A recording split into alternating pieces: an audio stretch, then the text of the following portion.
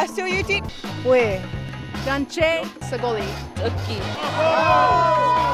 Goethe Hopa. Colamalsi, Dante, Ani, Tanse, Sagon, Scano, Buju, It's really high.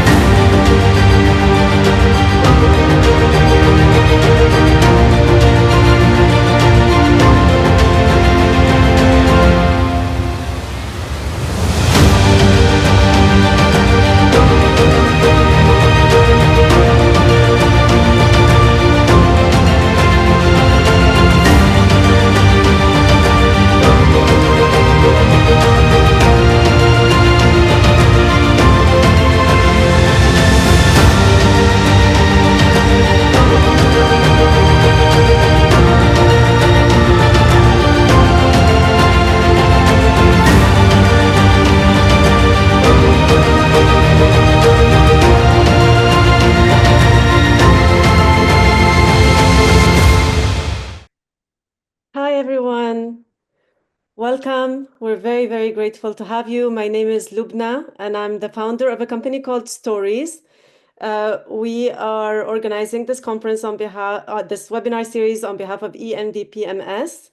I know and I believe that storytelling is central to Indigenous communities, and I cannot wait to hear all the wonderful stories that will be generated in this webinar series. This webinar series, as I mentioned, is brought to you by ENVPMS. It will run every 6 weeks on Tuesdays from 1 to 2 p.m. Eastern. And this is provided to all of you on a complimentary basis so that you can connect with incredible leaders and communities. And as I mentioned, this is brought to you by Greg Philibin, who's the founder and CEO of ENVPMS, and I would love to spotlight him and introduce him. As I mentioned, he's the founder and CEO of ENVPMS, which provides training and professional services that build on the knowledge, skills, and competencies of project managers and teams in communities. Greg, we're very excited to kick this off with you, and over to you. Thank you, everyone. Greg Philibin here. As mentioned, I'm the CEO of Environmental Project Management and Sustainability Solutions. Our vision is to help First Nations protect the land for future generations. Our mission is to help to transform the way projects are managed within First Nations. And over the past 15 years, we've delivered training programs, courses to over 170 communities across Canada, impacting over 480,000 community members. So we have a packed agenda today. So let's get right to it.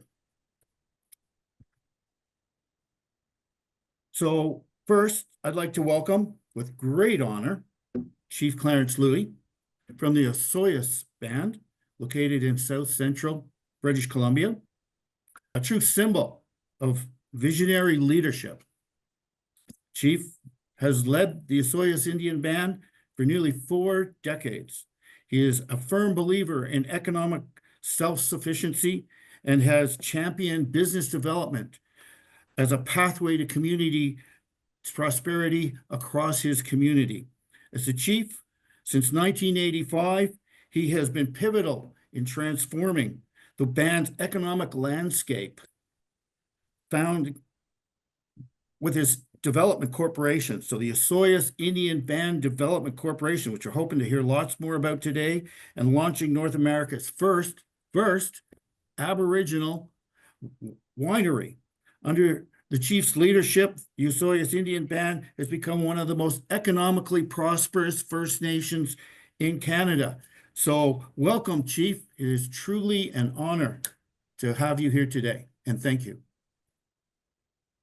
Thank you, Greg. Lim lim in my Okanagan language. Thank you, and it's so awesome to be here and see the screen come up where people are from.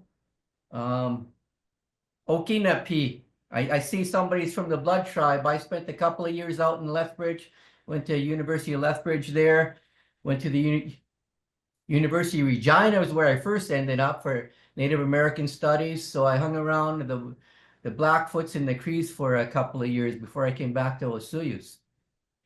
So it's great to see so many different First Nation names. I've seen some Métis names come up. I've spoken on some Métis places in Alberta and Saskatchewan.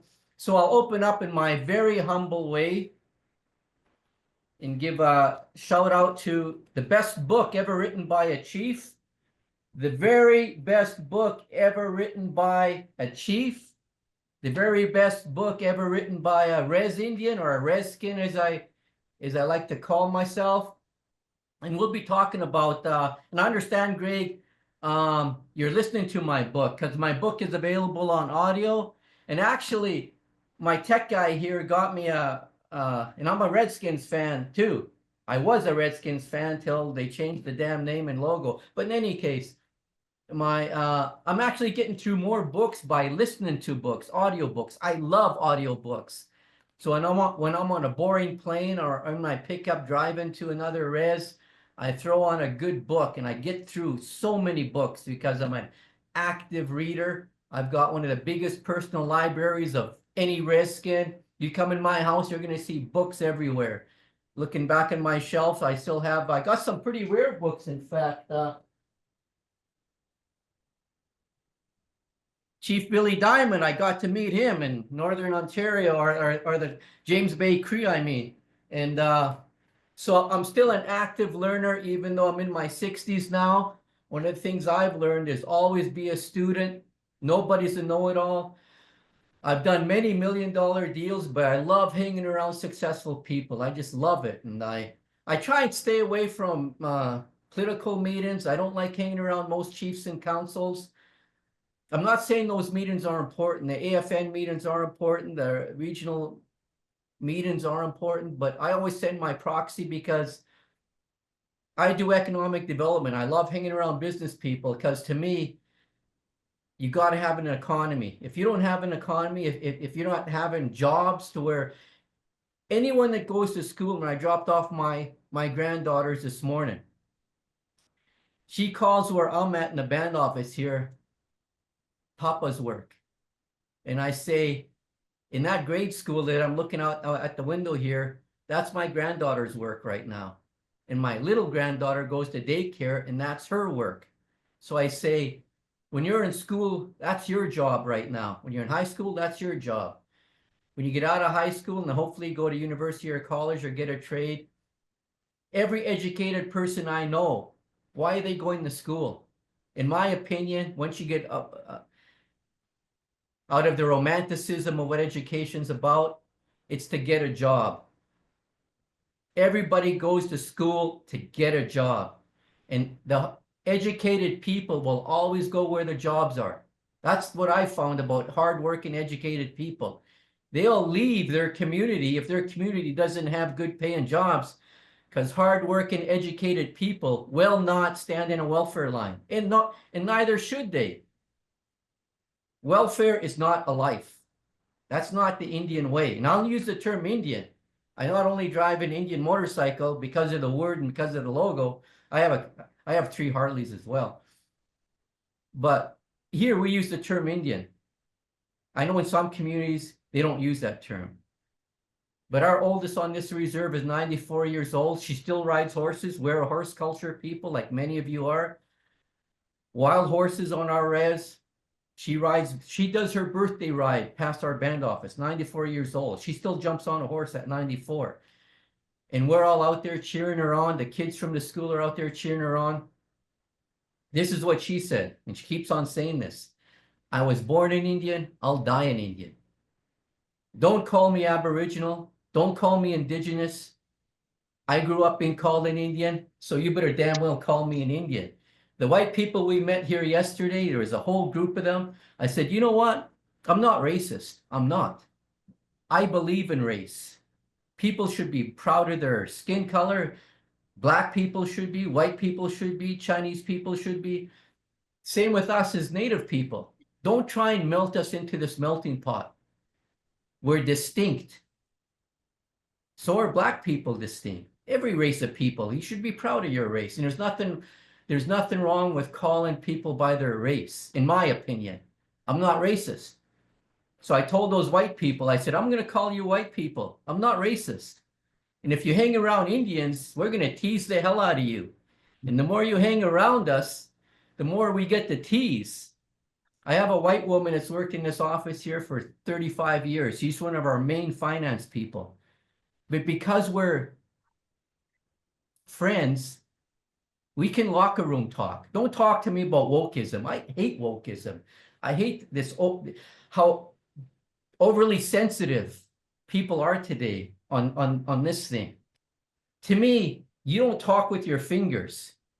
You talk with your voice. If you got something to say to me, you better not text me if it's important. You better give me a phone call. I'm old school. I want to hear your voice. I want to hear your tone. I want to look in your eyes. I don't talk with my fingers. I always tell people after one or two texting, I'm done. I'm done texting. Let's get on the damn phone and have it out if we're going to have if there's a big issue to discuss. Don't text or email me. So I could go on and on, Greg, but you got a bunch of questions for me, so let's get to the questions. Okay. No, I was glad to hear your comments. I love listening to your book. I'm pretty humble, right? I'm trying to be as humble as I can be. Exactly. All right. So, Chief, under your leadership, the Osoyoos Indian Band has become the highest number of businesses and joint ventures per capita in the nation. You've shown other Indigenous communities it can be done. How did you do it?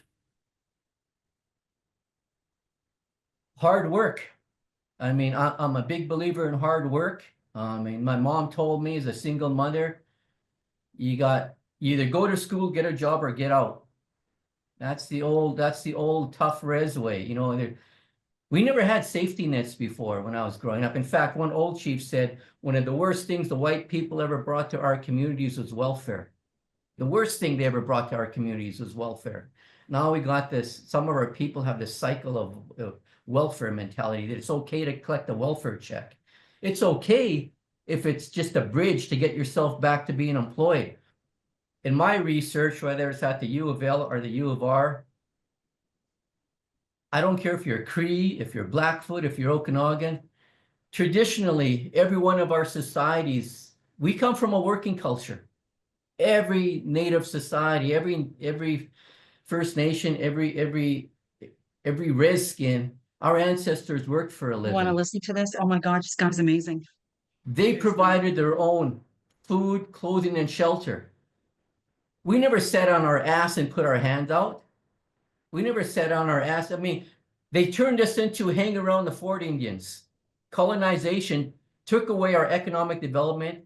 They kicked us off our economic horse, got rid of the buffalo. They made us dependent on them. I'm not a hang around the fort Indian. And neither should any of our people be hanging around.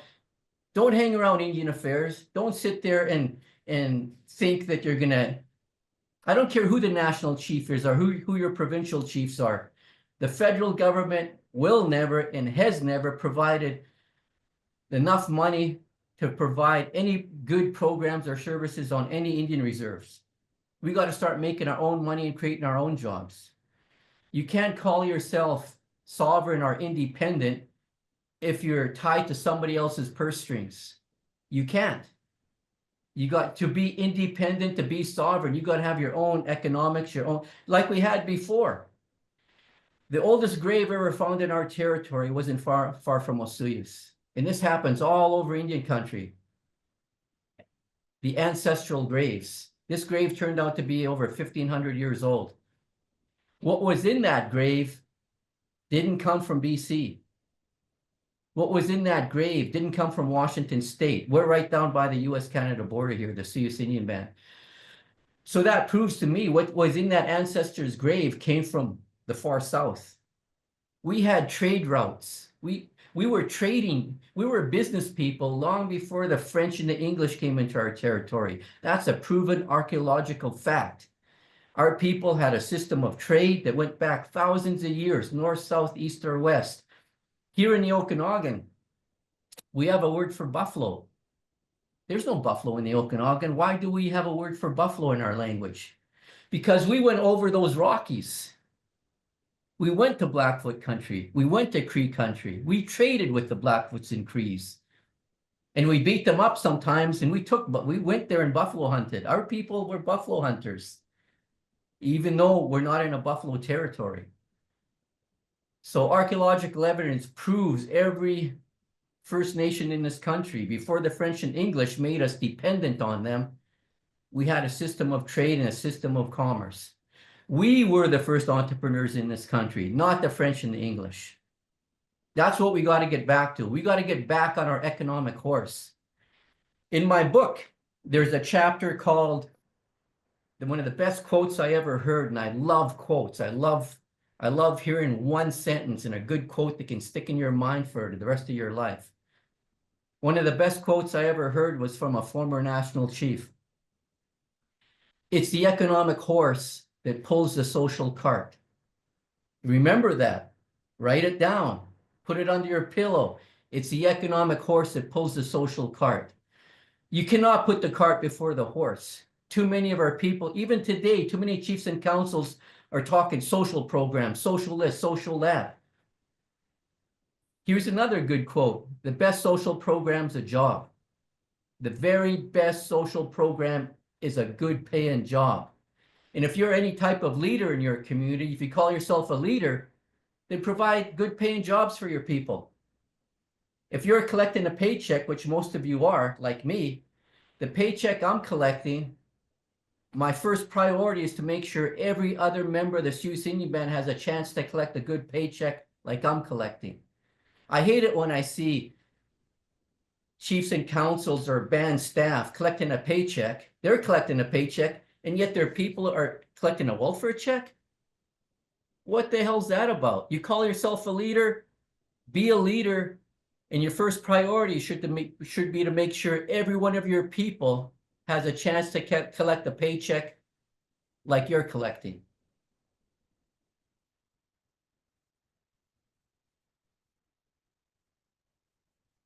Great. Next question. All right. Well, you kind of took the steam out of it. You started talking about the economic horse. Maybe I can ask you, how did you become a leader? There's a big difference between being a leader and being a politician.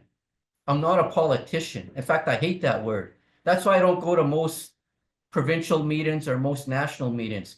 All I see is a bunch of native politicians. They're not leaders. They're just politicians. They yak. They don't walk their talk. First of all, they show up late. Who the F shows up late? Politicians do. You know, we have a grade school over here in a preschool. If our preschool teacher showed up late and started her class late, what do you think the parents on this res would do to that teacher? We'd fire their lazy butt. You start on time. In business, you start on time. That's the first thing to be successful, is to show up on time. No Indian time. And I have a chapter in my book about Indian time. I hate Indian time. And that's why I avoid most tribal council meetings, most political national meetings, AFN meetings. High-paid people showing up late. I brought youth to an AFN meeting a few times, and I was so embarrassed because we sat there. 15, 20 minutes went by and the meeting still hadn't started. These lazy asses, these chiefs and councils, are still walking in 20 or 15 minutes later, and I was sitting there with grade school kids waiting for the meeting to start. So to me, you start with hard work. You'll only go as far as your work ethic will take you. I don't care who you are. You will only go as far as your work ethic will take you. And I was on the Navajo res, the biggest res in the world, Navajo res, 300, 400,000 members. Takes you hours to drive through that res. And I could tell they were having an election. And actually, that picture's in this book. I seen this sign in somebody's yard. And I went and got a picture beside it because I just loved that quote. They're voting for leaders on the Navajo Nation, their council. And the slogan said, vote for jobs, not talk. Vote for jobs, not talk. On every reserve, we should be voting for people that know how to create jobs and that want to create jobs for their people and not just talk. My priority as a chief every time I'm elected, and I've been elected 19 times, my campaign slogan is one sentence. I've never changed it. I'll create more jobs and make more money for the Sioux Indian Band than anybody else. Vote for me or don't vote for me. I'm not a politician, so I don't try and please everybody. Just like the way I'm talking now. I might have pissed some people off because I love the Redskins logo. Because some of the shit I'm saying here right now. You know what? That's okay, because it's a democracy. We live in a democracy. Even sometimes my own mom doesn't vote for projects I want. There's a racetrack on this reserve, the best racetrack in Canada. And because I look through things, the glasses I look through are different than the glasses you look through, Greg. But when I look through things with my business lens on, I wanted that racetrack, not because I love fancy Ferraris and Lamborghinis and McLarens. I actually don't like those type of supercars. And the owner of the Vancouver Canucks is on our track. He's a Ferrari guy. But when I see somebody that owns a car, and some of these cars, $1 million, some of these cars cost $1 million for one car. Because I have a business lens on, I'm not interested in that car. I'm interested in the person that owns that car. Why am I interested in the person that owns that car? Because unless you're a drug dealer, how did you afford to buy a car worth $1 million? In my mind, you must be a successful business person. You must know how to make money. And that's what we got to do on the res. We got to have people around that know how to make money, not know how to write grants. We need people on every reserve that know how to make money and put the puck in the net, not just stick handle around and yak and talk and talk. I don't want grant writers here at Osoyoos. I want people that know how to make millions of dollars. That's the type of people that I hang around. Because networking is so important. I'm the only redskin ever inducted into Canadian Business Hall of Fame. I'm still the only Indian in the Canadian Business Hall of Fame. Awesome. That's kind of sad. But when I was inducted, this other lady, this white woman was also inducted. I forget her name. But at that time, she was the CEO of all the Home Depots in this country. The CEO, this lady, a CEO of all the Home Depots. She knows how to make money. And she told me she wrote a book. Soon she said, I said, I want your book. So she signed it. She gave it to me. It's in my signed part of my book collection of signed books. And I read that book. And if I can get one quote out of a book that helps me, helps guide my thinking, the one quote I got from her book is this: your net worth is your network. Your personal net worth is your network. That means find some successful people to hang around. That's the lesson in it. Connect the dots, people. If you're poor, quit hanging around poor people. I'm a big sports guy, and I know how competitive sports work. If you want to be a better hockey player, hang around better hockey players. You want to be a better golfer, hang around better golfers. That's how you get better. You hang around more experienced people. Here's another quote for you. If you're the smartest person in the room, you're in the wrong room. I love it. I don't want to be the smartest person in the room. I want to hang around people that are smarter than me. And some of the best things I've ever read is that when you're a business person, and most people don't know how to make money. That's just the reality of it.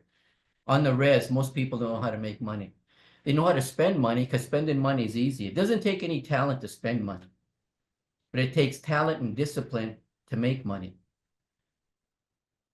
And we have to talk about money because what I've learned in my 40 years, and I've been on over 300 Indian reserves.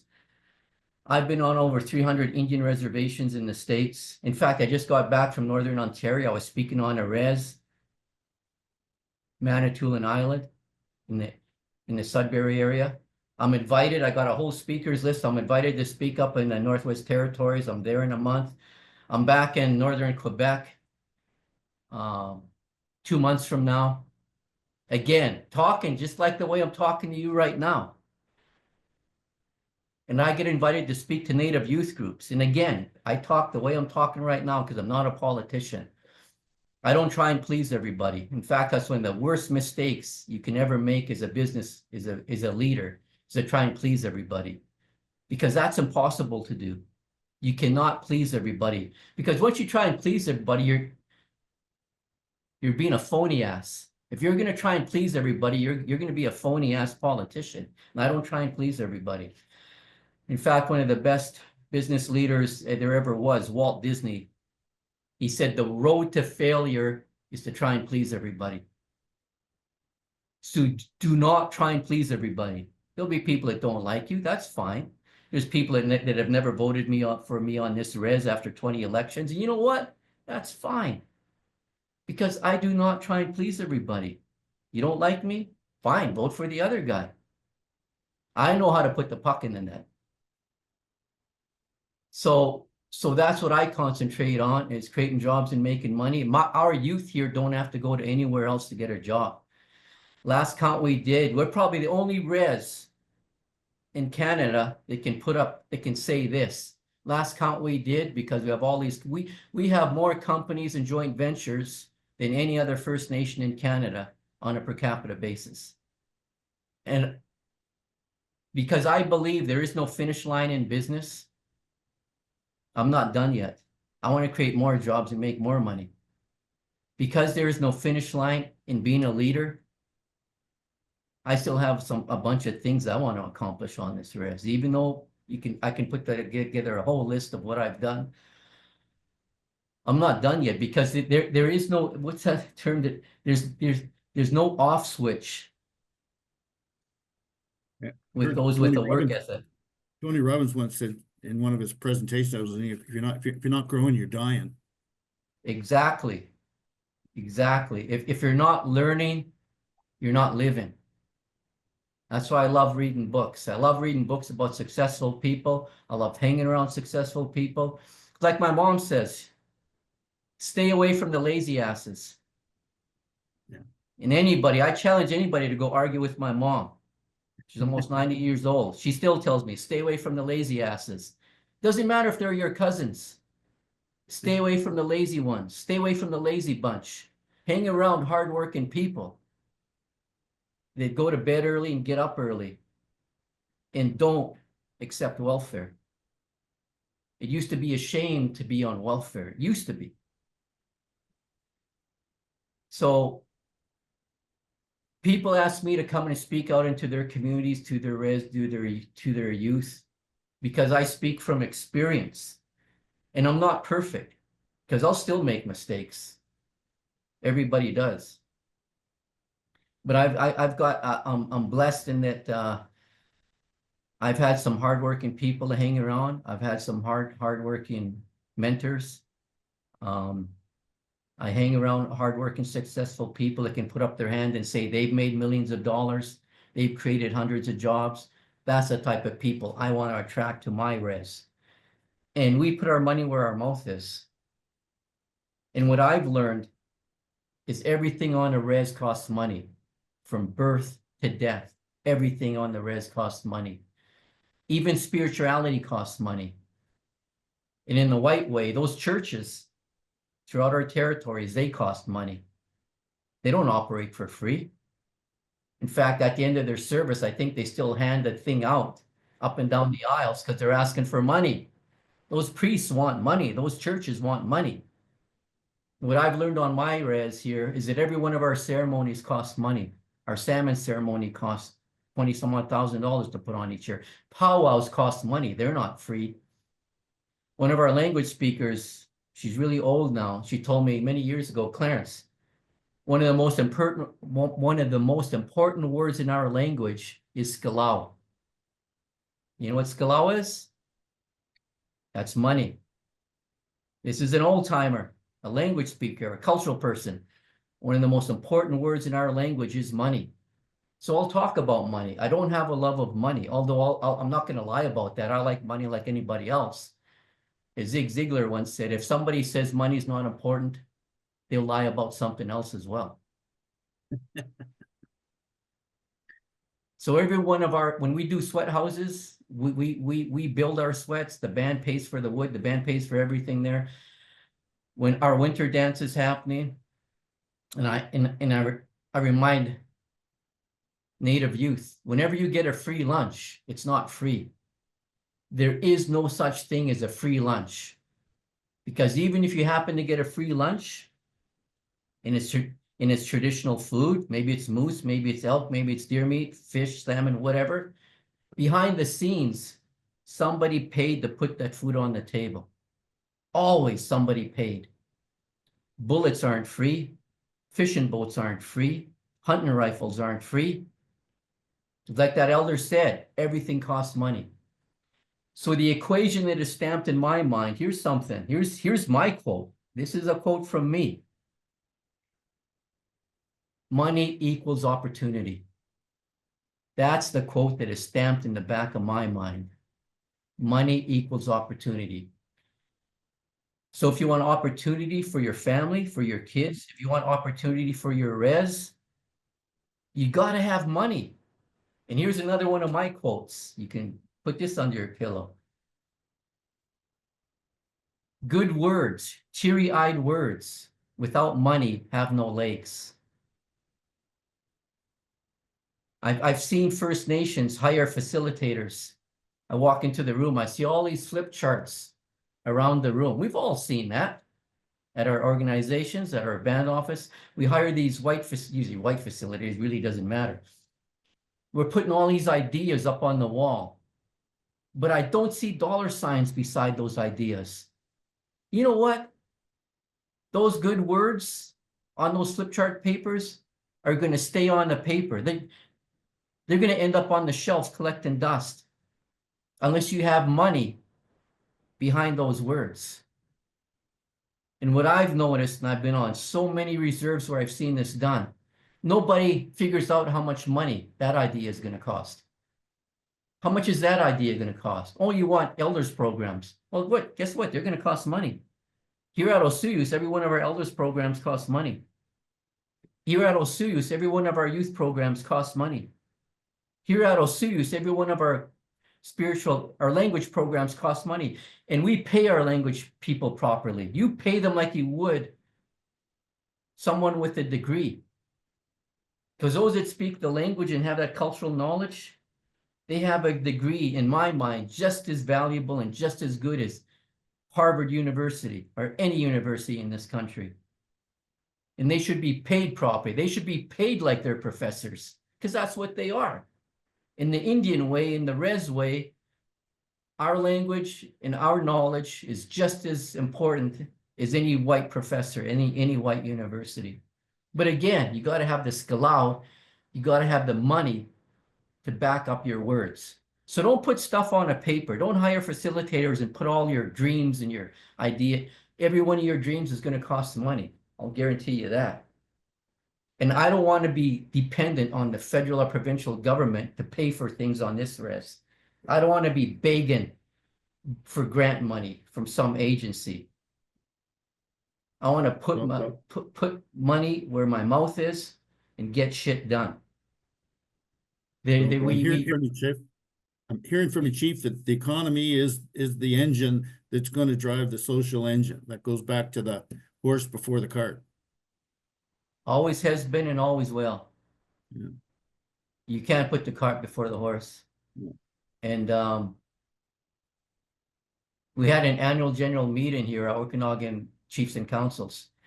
And one of the AGM staff walked in with, she was teasing me because we tease each other on the res. But there was truth to it too. She had on the back, she had a picture of me on the front of her shirt. I said, hey, where'd you get that from? She turned around and what it said was, Chief Clarence Louie doesn't talk like other chiefs. He gets shit done. Well, yeah, it's all about massive action, right? It's not just talking. So listen up, Chief, that's really a plethora of words of wisdom that I think we can all take away from your presentation. I'm thinking everybody should be reading your res rules. Everybody should, I mean, throw in a plug. I mean, I buy every res book I can. If somebody writes a book on reality of the res culture, and I got a chapter in here speaks about res culture. I'm not talking about our traditional culture. I'm talking about the res, because we never had reserves before. We never had elections before. We never had land allotments before. We never had Indian affairs before. We never had residential schools before.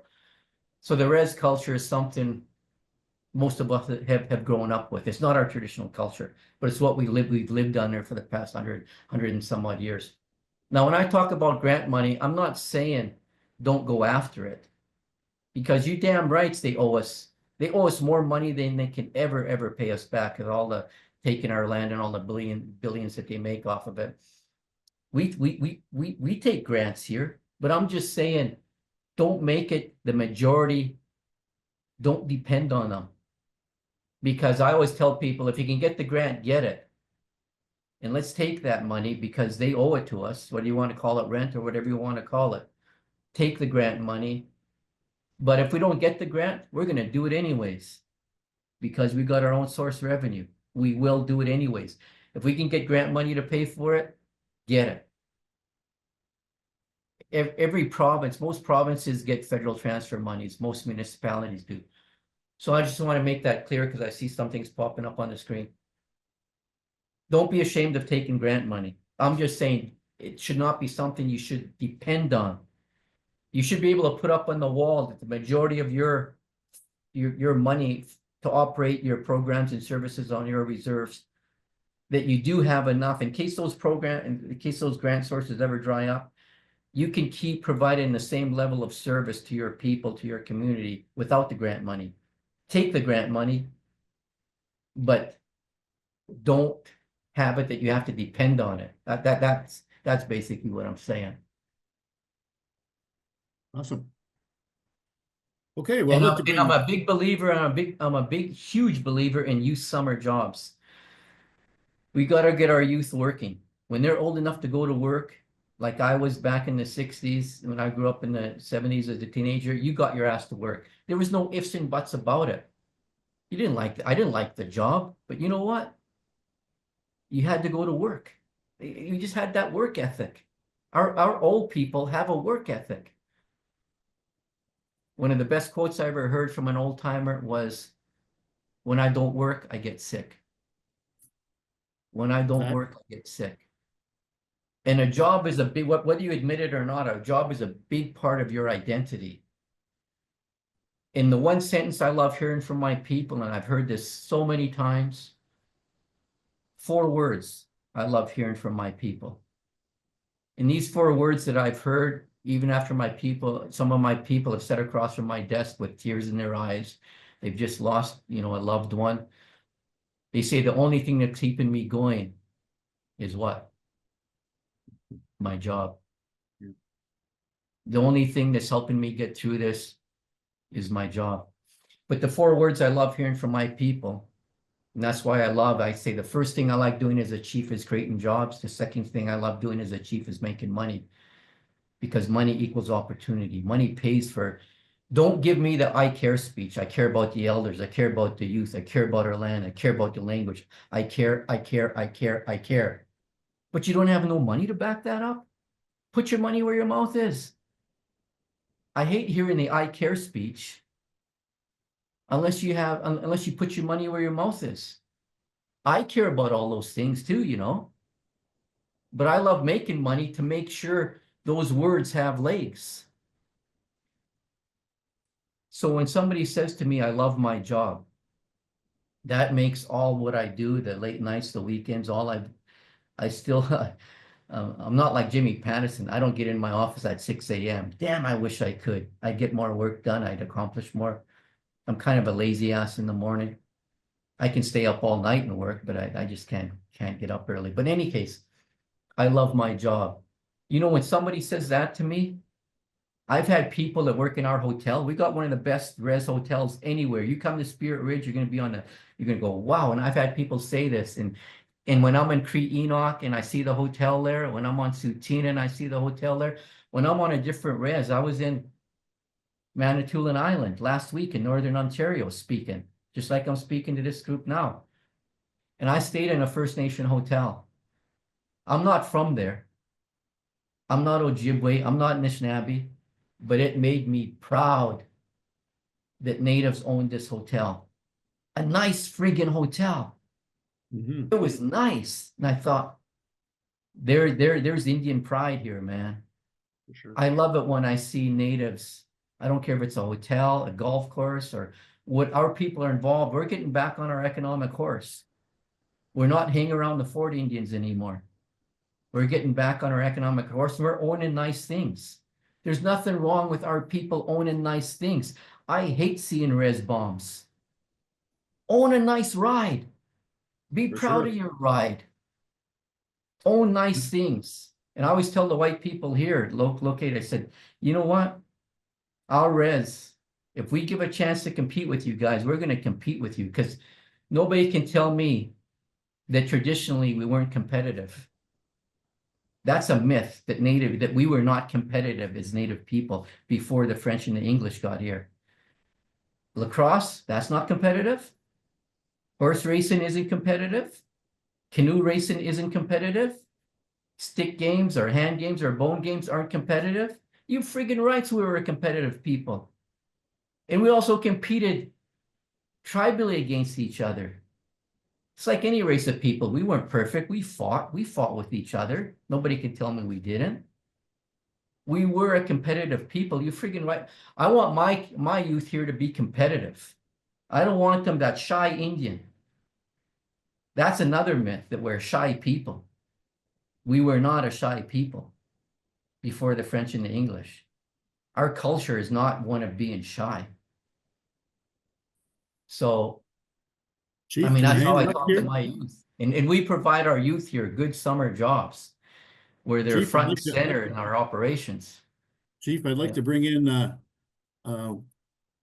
Robert Pierre from Fort William, give him a chance to talk but what they're doing on Fort William. Will you be able to stick around for some questions and answers?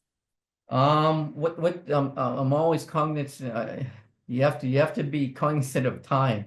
So it's 10:48 here. How much time is this going to be? Robert's going to Chief, speak. we have about 8 questions for you from the audience. One option would be to hear Robert briefly and then get to the questions, or would that be okay for you, or would you like us to transition to the questions directly? No, it's up to you. If Robert's ready to go, let's hear Robert. Okay. So we have noted all the questions from the audience, and thank you so much for that. And we will transition to Robert and Chief Louie. Just hang in for a few minutes, and then we will come back and address all the questions. Is that okay? Yes, fine. Thank you. Okay, Greg, over to you. Okay, well, first, thanks, Chief, for sharing your experience and true inspiration. I love that you call a spade a spade. Like that's my modus operandi. Just don't split hairs, just say it the way it is. So now I'd like to welcome our next speaker, Robert Pierre. Robert is the Economic Development Manager for Fort William First Nation. Robert has been instrumental in advancing project management capabilities within his Economic Development Department within his community. Let's welcome Robert. So Robert, how's it going? I got a question for you. How do you see project management playing a critical role in the community's economic development process? Yeah, a bit of context, Greg, before I jump into answering the question. And I understand the context of the question. For myself, I come from a civil engineering background. That's my formal education is civil engineering. So project management is always a vital component to any big project like that. So that was what I brought to my community. When I got here in this position, I've only been the manager for 5 years. There was really no economic development team here per se. So we faced a lot of challenges, and Chief Clarence Louie spoke to a lot of those challenges, and I want to touch on some of them because they're very similar. And, Fort William First Nation is on the northwest shore of Lake Superior, far removed from Chief Clarence Louie's community on the other side of the country. And despite those differences in location, we faced very much the same challenges.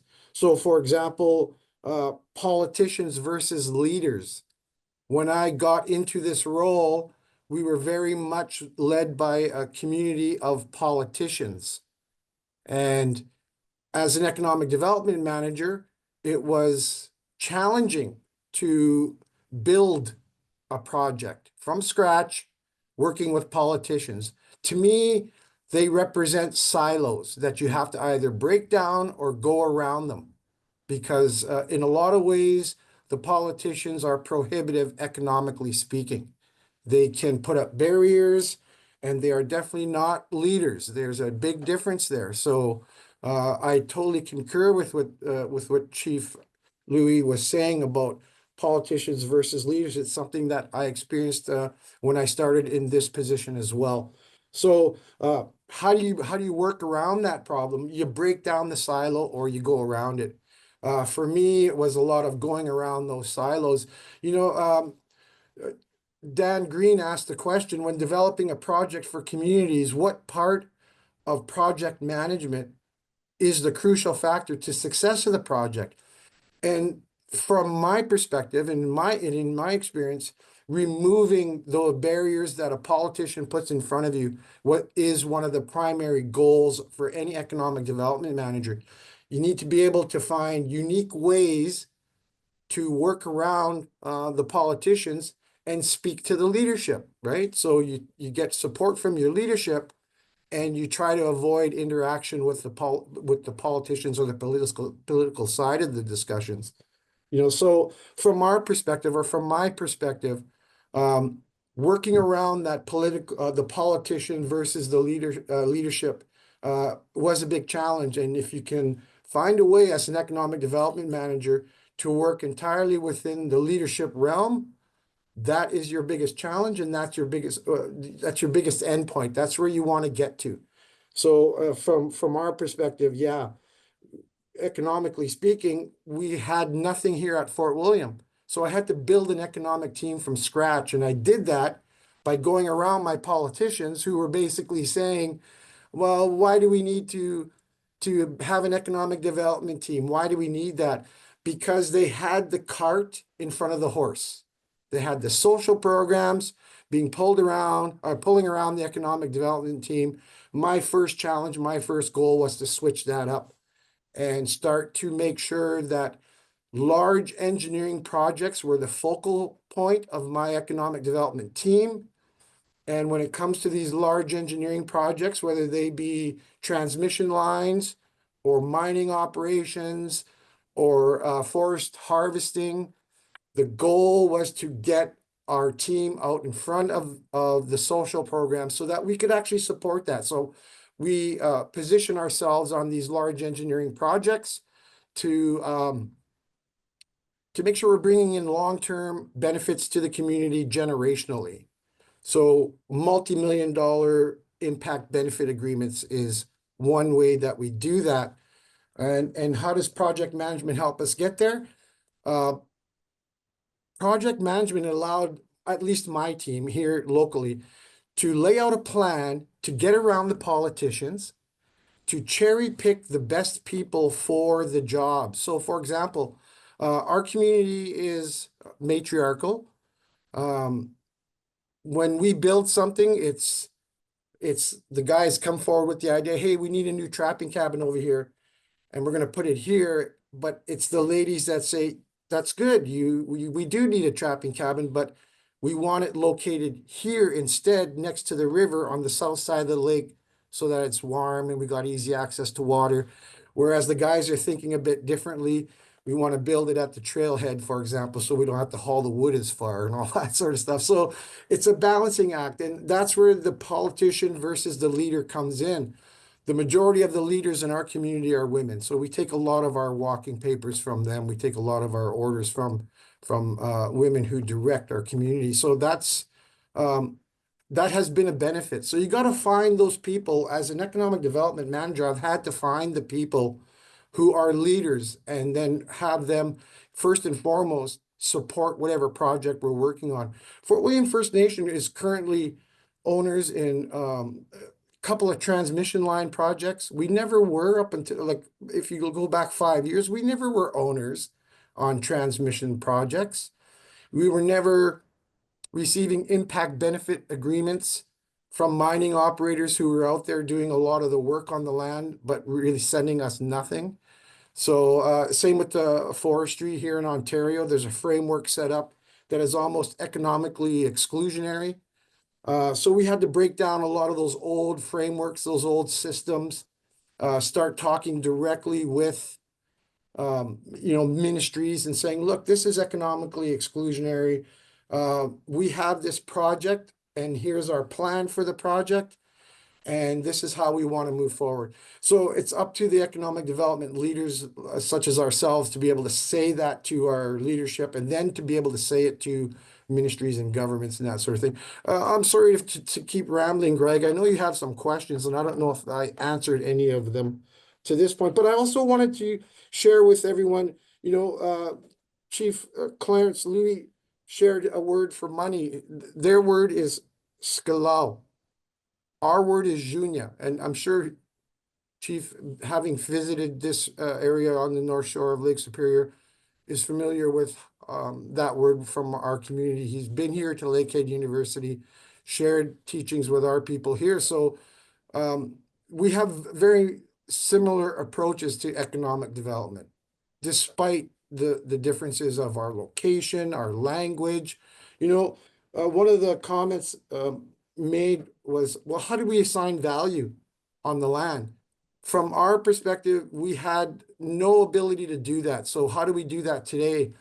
Every time I go in front of a proponent, the first thing I'm asking for is a capacity funding agreement so that we can do our environmental, so that we can do our legal reviews, so that we can hire special consultants. And a large component of that, or one critical component, is doing traditional knowledge studies.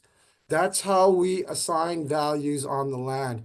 You heard Chief comment about the cost to get that food onto the tables of our community members. It costs money. So we have to offset those costs by assigning values to those areas on the land that we feel are valuable to us. So for example, if I want to go out and harvest some sweetgrass, or I want to send an elder or take an elder out to harvest sweetgrass, that costs money. So we take that, we assign a value to that, and then we put that cost back on the proponents who are out there, whether it be wind farms that are actually, building wind farms on top of these harvestable areas. In any case, we use traditional knowledge studies to assign value. And I've instructed our team, our economic development team, to make sure that they are using these traditional knowledge studies to interact with proponents going forward. We do overlays and we assign value, and that way we're able to bring some of those economic benefits back to the community long-term and generationally. Again, our biggest challenge, though, has always been the politician versus the leader, finding the right person to support our programs. In terms of project management, though, I was the only one here. And then when I hired a team of people, they all came with some very specific skill sets. Some were environmentalists, some were in real estate, had a great understanding of real estate. None of them came to this office with an understanding on how to manage a project through to completion, right? It was always handed off to someone else. Even our consultation officer to this day has never seen a project through to completion because that's not her role. Her role is to engage and consult and use the duty to consult and accommodate legislation to bring benefit back to the community. And she does that by setting up these proponents and making them aware that, hey, we're not here to just talk about traditional values, and we're not here to talk about, what happened in the past. We're here to hold you accountable for what you owe us today. So that's the goal of my consultation officer. And what she has done with that is, help bring in money to refurbish on our mountain. We have powwow grounds, which fell into disrepair over the past 20 years. She's now working on a project to revitalize that whole powwow ground and all that stuff. She does that by making sure proponents know upfront, you're going to be paying, right? There's going to be money that you're going to be allocating towards this project. Be prepared for that. So we try to break down those silos, not just with our own leadership and our own politicians, but with proponents out in the real world as well. And I say real world in quotes because, again, we find our communities are often insular and people are sitting there looking and waiting for handouts. And I have never been of that mindset. One of my staff, her name is Faith. She's an environmental officer. When I found her, it was on a 80-degree day, and she was out painting telephone poles in the community. And she had 2 years of education. And I asked her outright, is this something you want to do for the rest of your life? Paint telephone poles? And her comment to me was, hell no. So I encouraged her to go back to school. She got 2 years of environmental, and she works in my office now conducting traditional knowledge studies. She's monitoring large engineering projects, whether it's a dam project or a hydro project, or she's the one going out there and finding the value on the land, bringing it back to us so that we can say to these proponents, this is where the value is. This is your impact on that value. And to mitigate or offset, this is what you need to do. And then it's built into the project management or scope of the work that we have to use going forward. So all of my team has taken project management training through Greg's company. When I let the rest of the band office staff know that we were going on this project management training, we had an additional 10 people from our band office sign up for project management training because they saw what economic development has been able to do in terms of bringing real benefit back to the community. And for economic development, that's always the goal, bringing long-term benefits back to the community. Not, hey, here's a couple hundred or a couple of $100,000. No, that's not going to cut it. We are looking for $1 million or more over 20 years coming back to the community. And the only way to ensure that that happens is through effective project management. And you need people all on the same page. So to just have economic development take the project management training was not enough. We needed the support of our health unit who participated in the advanced training. We needed the support of some of our leadership actually participated. So that was really great. Our health unit, our employment and training unit, critical to any sort of project management training that you're going to arrange in your band office. Now, I may be mansplaining a bit. I'm not sure of the audience that I'm speaking to today. So I apologize if that's the case, but I'm trying to iterate how important it is to have everyone on the team having the same mindset. That mindset where this government grant money is not going to be here forever, that we need to find long-term, seventh generational sustainability economically coming in at all times. That should be the end goal for any project management that's occurring. So that's how we take our approach here. And I just wanted to say one thing about trade you know, Chief Clarence Louie spoke about archaeology and, you know, some of the finds that have been made. Well, just recently they found a village in Saskatchewan or somewhere out west that's 11,000 years old. And they're finding that, you know, they were engaged with trade regionally.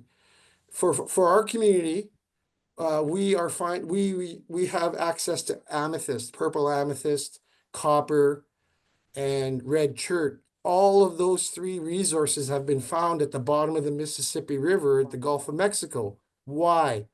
Because there was effective trade going on pre-colonization. So economically speaking, and it's another point of fact that almost every road in Canada was built on trade routes that existed long before colonization occurred.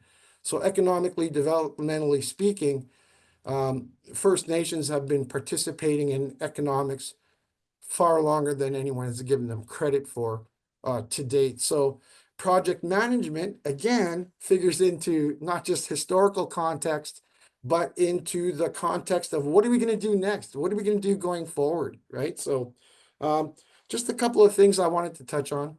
Go ahead, Lubna. Robert, I'm just mindful of a lot of questions that are coming in to both you and Chief Louie in the chat. Would you be open to taking these briefly? Actually, I just want to keep talking endlessly. No, I'm just kidding. Yeah, And we would yeah, hear that. I just want to make sure that we answer everybody's questions. No, let's take some questions. That would be great. Thank you. Okay, Greg, is it okay if I transition to the question segment with Absolutely. Wahida? And before we do that, we just want to perhaps share a slide of the next event so that you're all aware of the date. Nadine, maybe you could do that, and then we'll transition to the question segment because we had fantastic questions. So thank you all for all your wonderful questions. Thank you all for your questions, for our the amazing insights from our speakers. So as we mentioned, the webinars are going to be held every 6 weeks. We've already got a full schedule ready for you with topics and with interesting speakers. Our next webinar is going to be on April the 8th, and we are going to be discussing the strategies for implementing child and family service projects. Please feel free to scan the code and register already. We're going to be having Joanne joining us as the speaker and sharing a lot of her own insights about the Orange Standard and how can we truly make sure that this is successful within all of the communities that we have.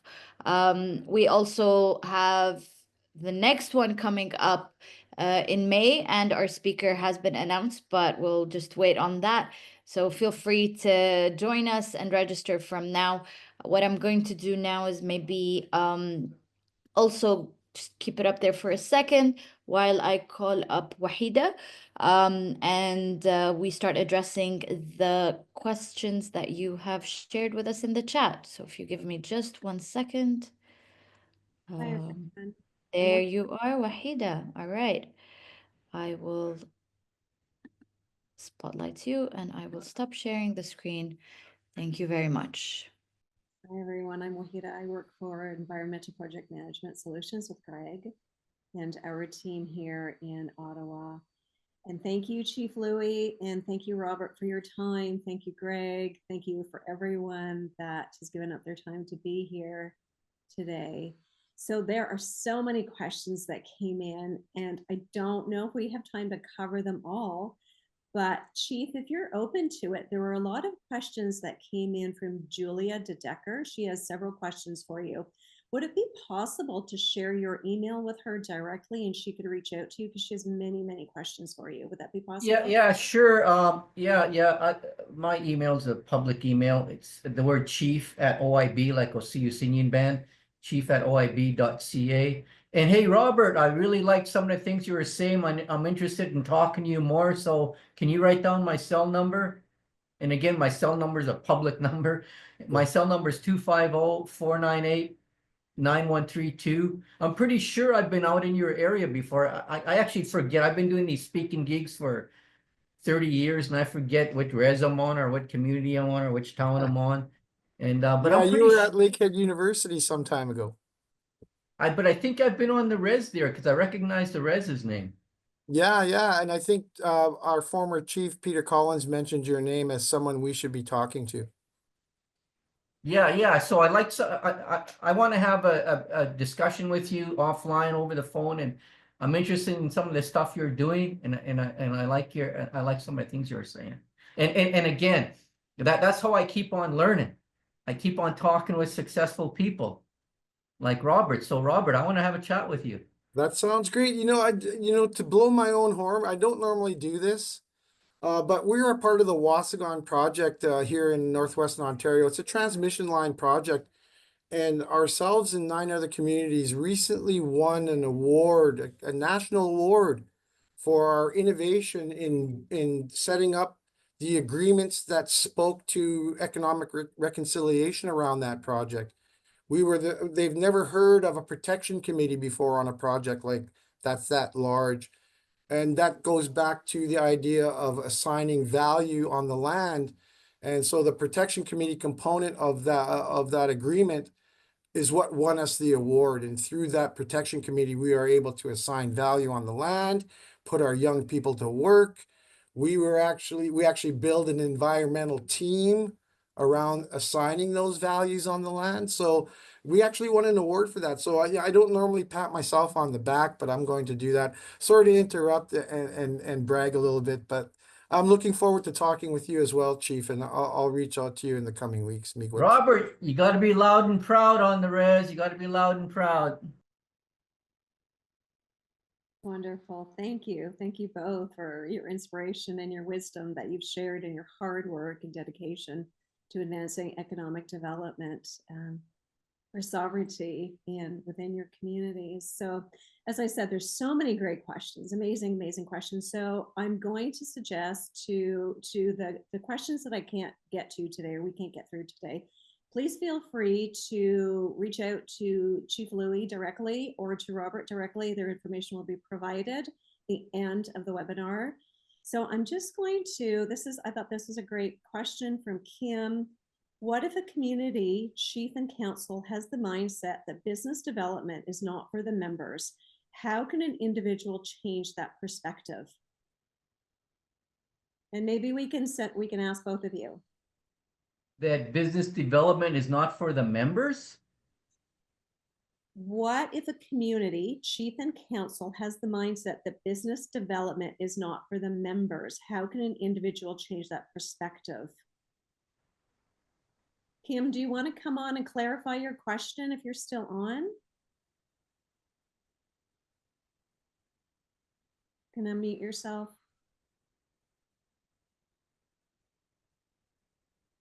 I mean, I've heard many times over my travels that, as Robert mentioned, we on the res, our people elect politicians and not leaders.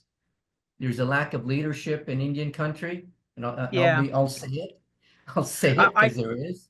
I mean, one of the best emails I ever saw on this was, like we have res humor, right? There was this caption, this cartoon. It was a blue button and a red button or something like that. It was about voting for chief and council. One said, vote for your cousin. The other button said, vote for somebody who knows what they're doing. So, I mean, often on the res, people who get voted in who don't know what they're doing. And yeah, we need our people. That's what, like I say, on the Navajo res, they're getting tired of vote for jobs, not talk. I mean, it's so cool to see this movement that's happening, across the country. And in some reserves, it's going to take a while. But that question to me, I mean, if you don't want your people to stand on your own 2 feet, you want your people to just depend on underfunded band office jobs. In any successful community, and there's different ways of gauging success, of course, but any community that's breaking away from the cycle of dependency, whether it's government dependency or whatever it may be, it's always based on the economy. You got to have the strongest arm in the community should be the ECDEV arm. I'm not saying social programs aren't important. Of course they are. But that's why I love making money, so that the economic development arm can funnel profits and money towards social programs. Because we have many social programs here that are either fully funded or half funded, and we'll still take the grant money by our ec dev. And yeah, so I mean, it's sad when I get a chance to talk to many band members, even when a chief and council invites me out to talk to their members. Some members still talk to me privately and say, you know, we got no leadership here. These guys just keep on getting elected and they don't know how to put the puck in the net. They just take their honorariums, take their checks, while we still live in houses with broken windows. I mean, that's pretty damn sad. Sure. Yeah, I can agree wholeheartedly with that assessment. You know, from my perspective, in order to break down that perception that you know, the band members might not benefit from anything economic development is doing, I had to break down that fallacy by actually creating a couple of agreements with a mining company and one on a transmission line. And through those agreements, I created 2 jobs in the band office. And that was my first step into changing people's hearts and minds. And when I say people, I mean leadership. I had to create these 2 opportunities, and then I had to hold them up and say, look at these 2 band members. One of them was painting telephone poles, and the other one was on welfare. And now they're working in the band office. They own their own, one of them owns their own home now. And then once I did that, I was able to create a 3rd job position, because what I did was I went around that silo, right? Now I could either have torn down the silo and been mad at everyone. How come you don't want me to help my people? Or I could go around it. And I went around it by creating jobs within the band office using money that I found from proponents out in the real world. So brought that money back in. And I didn't ask for permission to do that, Kim. I just went ahead and did it. I broke down that silo. I didn't wait for approval. I created those 2 job positions. Now I have 5 band members, 4 women, 1 guy, all working under economic development. Some of them are in environmental, out there assessing value. Some of them are doing real estate, working on impact benefit agreements and capacity funding agreements full time. So for me, that's what worked. And I'm not saying that's going to work for everyone, but sometimes it is better to ask for forgiveness than permission. And that's what I did to break down that barrier. I created the jobs and let those jobs speak for themselves. So now I've created 5 jobs in this office, about 9 in another office. So it's a snowball. It's working. Thank you to you both. And maybe we could just do 1 question each, 1 to each of you, if that's okay. Chief Louie, do you have a few more minutes to stay on? Sure. Okay. So let's see here. Okay, so Miss Anna Atleo asks, Chief, how do we go from the colonial Indian Act to self-determination when our people are so used to handouts? As Robert was saying, it's a mind shift change. And some of this change, I mean, I've always said that I think we change, and, you know, every decade, we change. We get from our 20s into our 30s, 30s into our 40s. And of course, when you're 40s, you shouldn't be thinking the same way and wearing the same clothes. If you look at your pictures, you're not going to be wearing, how the hell could I wear that stuff in my 20s? But you were in your 20s. And in my office here in the back here, I got a picture of one of my heroes, because you got to have some heroes. Muhammad Ali, the champ, one of the best quotes ever written. If a man or a woman still thinks and acts the way they did in their 50s as they in their 20s, they've wasted 30 years of their life. So things don't change overnight, but I've got the philosophy of make things a little bit better each year, makes things a little bit better each month. The Osoyoos isn't at the finish line yet, and And there is no finish line.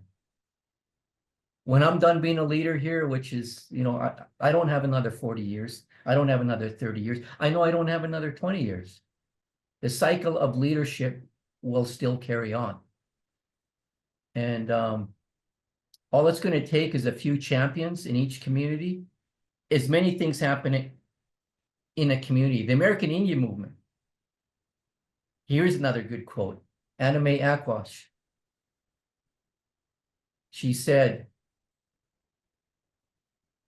it only took a handful of raggedy-ass pilgrims to create the United States. And it's going to take a handful of raggedy-ass Indians to make a difference in Indian country.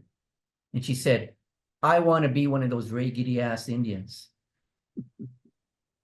So in every community, there's a handful of hardworking, committed people, whether in the social, maybe it's in education, maybe it's in health, maybe it's in culture, language and culture. I know every res has the same core group of people. As I mentioned, I've been on the biggest reserve in Indian country, the Navajo Nation, 200,000 people. When I listen to their stories, when I listen to their beefs against their leadership or what they're going through down there, I said, you know what? You sound just like people on my res. I was in Ontario listening to Anishinaabe people last week, speaking to them. And their res stories are exactly the same as my res stories here at Osoyoos. So regardless if it's Osoyoos, a small res of 600 people, or the Navajo Nation of 300,000 people, we have the same core group of people on our reserve. I know on every reserve, I can find an education champion. I can find a business champion. I can find a cultural champion. Every res has them. And those people just have to never quit, have the never quit attitude, and keep pounding away at the whatever table is on that res, the chief and council table, the education table, whatever table. Every res has these tables. We have the same basic tables, and that need to be pounded away at.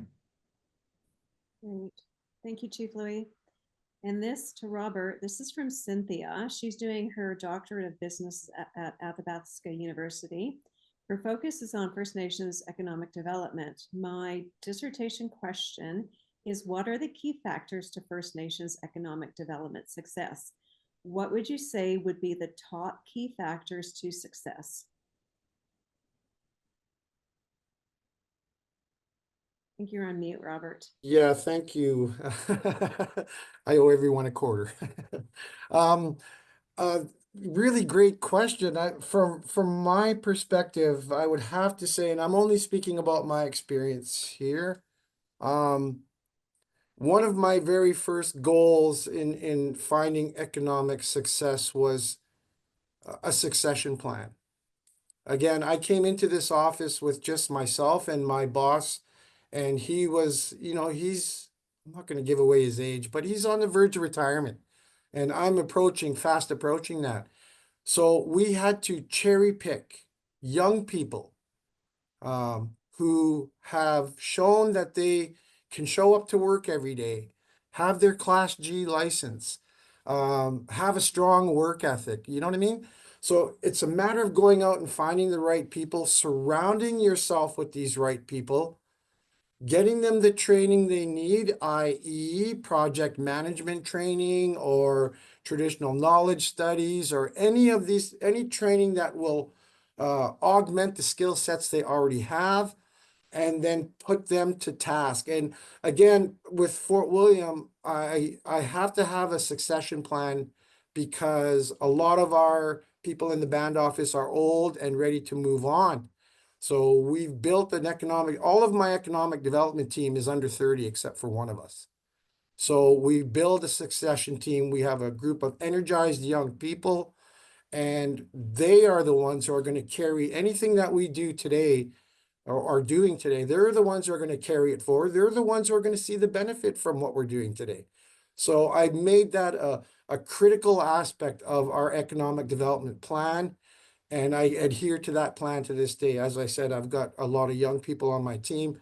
And you know, the mentality with young people today is, I don't live to work. I work so that I can live a good life. And that's what they bring to this job.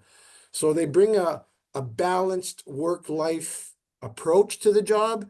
They understand that if something doesn't work out one day, they can revisit it the next day. It doesn't mean it has to get put on the shelf or it's never going to work.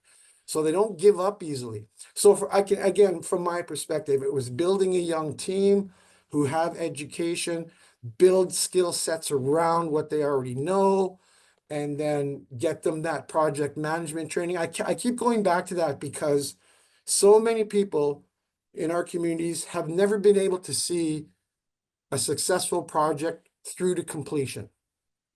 There's always a barrier, and it's known as economic exclusionary frameworks. And these have to be torn down, and who better to tear down those old frameworks than a group of energized young people who are pissed off, right? So that's what I did at Fort William. I got a group of young people, one or two older people to guide them, to mentor them. But the majority of my team is young people, and they're the ones who are going to carry these efforts forward. So for me, that worked. May not work for everyone, but I went out and cherry picked the right people, and here we are. Thank you, Robert. And thank you, Chief Louie, again. And thank you, everyone. I'm going to turn it back over to Greg. Okay. All right. Well, that's been a stunning hour and a half of insights and information from two very qualified folks. And I'd like to thank those speakers, Chief Louie, Robert, Pierre. I'd like to thank you for attending and making this first webinar just stunning. Can't say enough about that. The team will be sharing top takeaways post the event, so keep an eye out on that. I'd love to hear from you all and hear your feedback, so my team will be scheduling follow-up calls for that. I look forward to seeing you all in our next webinar, hosting on April the 8th with Joanne Kohler. We helped her implement a children's well-being service agency. We did it in a space of 3 years. The ministry expected it to happen in 5. In some communities, it's taken 15. Because of the way she applied the project management training and the mentoring and coaching she got from us, we were able to do it in 3. And as the executive director from the Wabnamba Mission First Nation Association of First Nations, Greg, we don't have 2 years of generations to lose. We need to do this as fast as possible.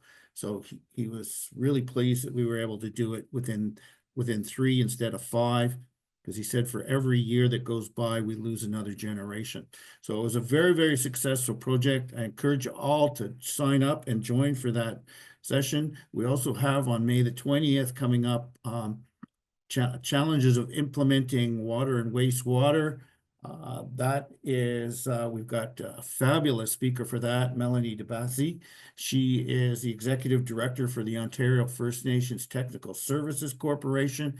So she will be talking about how to navigate the complexities of implementing water and wastewater systems.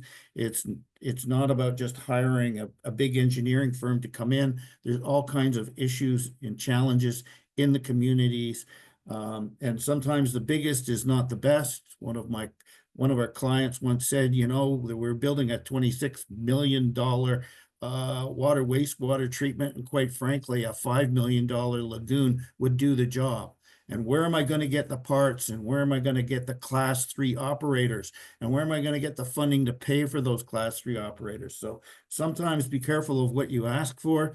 And Melanie will be able to talk to that about implementing solutions in community that fit, not just some great grandiose thing that won't work in 5 years from now. So thank you once again, and enjoy the rest of your day. And thanks for participating in our inaugural webinar. Thanks, Chief. Thanks, Robert. We'll talk soon.